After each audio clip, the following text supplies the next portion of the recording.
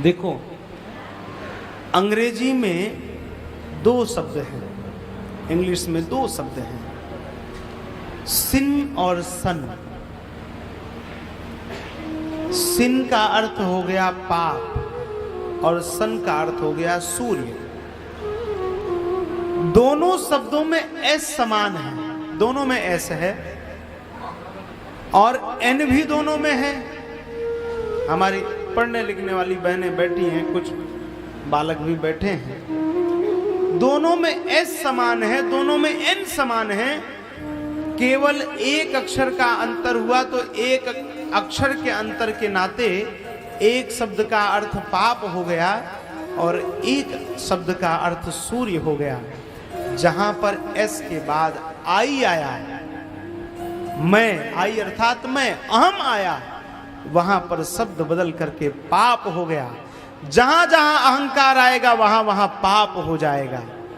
और जहां एस के बाद यू आया, प्रभु मैं नहीं तुम, आप, और यू आया तो वहां पर सूर्य हो गया। सूर्य कौन है? जो स्वयं भी प्रकाशित रहता है और जगत को भी प्रकाशित करता है। जो भक्त एस के बाद यू अर्थात कहेगा प्रभु मैं नहीं, जो है सब आपका, तेरा तुझको अर्पण क्या लागे मेरा, सब आपका है, नाथ तवाहम नमाम कीनस्तुम। हे नाथ, जो कुछ है सब आपका है।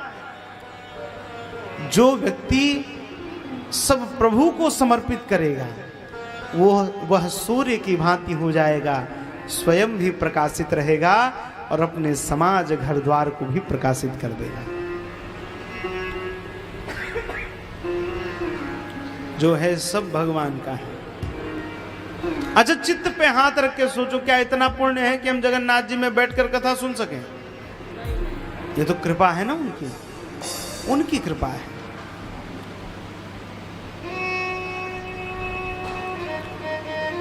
तो जिस व्यक्ति को अत्यंत क्रोध आता हो, क्रोधाग्नि दग्धा,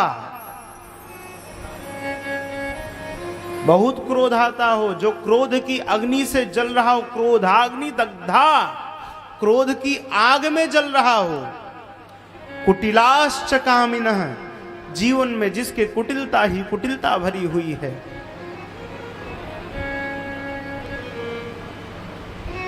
देखो, भगवान को सब बहुत प्रिय है, बस भगवान को